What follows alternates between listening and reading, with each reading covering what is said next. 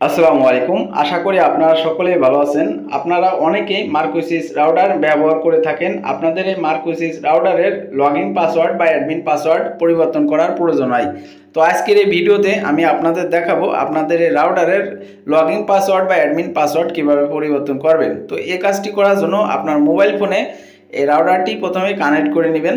তো মোবাইল ফোনে রাউটারটি কানেক্ট হয়ে যাওয়ার পর আপনার রাউটারের যে আইপি অ্যাড্রেস আছে সেটা আপনি এখান থেকে বের করবেন।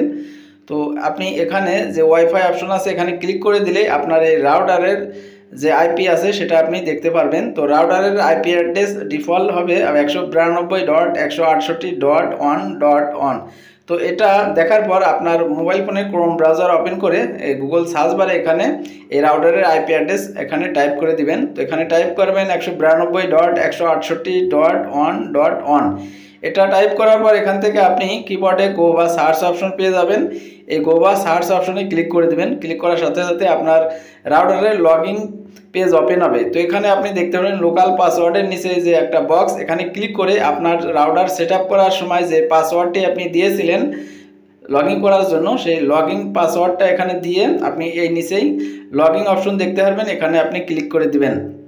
তো লগইন অপশনে ক্লিক করার সাথে সাথে আপনার রাউটার এরকম একটি পেজ ওপেন হবে। তো এখান থেকে সর্বপ্রথম আপনি যদি এটাকে ডেস্কটপ সাইড অন করতে চান তাহলে উপরে ডাইন সাইডে 3 ডট অপশন দেখতে পারবেন, এখানে ক্লিক করে আপনি এটাকে ডেস্কটপ অন করে দিবেন। তো আপনাদের ডেস্কটপ সাইড অন হয়ে যাওয়ার পর এরকম পেজ ওপেন হবে। তো আপনাদের দেখানোর সুবিধার্থে আমি এই ডেস্কটপ সাইডটা অফ করে দেখাবো যাতে আপনারা স্ক্রিনটা বড় করে দেখতে পারবেন। এই পেজের উপরে বা সাইডে আপনারা দেখতে পারবেন 3 বার অপশন। তো আপনি সর্বপ্রথম এখানে ক্লিক করে দিবেন। ক্লিক করার পর এখানে আপনারা দেখতে পারবেন অ্যাডভান্স অপশন। তো এখান থেকে আপনি অ্যাডভান্স অপশনে ক্লিক করে দিবেন। এরপর সবার নিচে দেখতে পাবেন সিস্টেম অপশন। তো আপনি এই সিস্টেম অপশনে ক্লিক করে দিবেন। এরপর একটু নিচের দিকে স্ক্রল ডাউন করে দেখতে পারবেন অ্যাডমিনিস্ট্রেশন অপশন। তো আপনি অ্যাডমিনিস্ট্রেশন অপশনে ক্লিক করলে এখানে এই পেজটা ওপেন হবে। তো এই পেজে আপনারা উপরে দেখতে পারবেন আপনার ওল্ড পাসওয়ার্ড নামে যে অপশন, এখানে আপনি ক্লিক করে আপনার লগইন পাসওয়ার্ড কি দেওয়া ছিল আপনার আগের পাসওয়ার্ডটি এখানে আপনি দিয়ে দিবেন।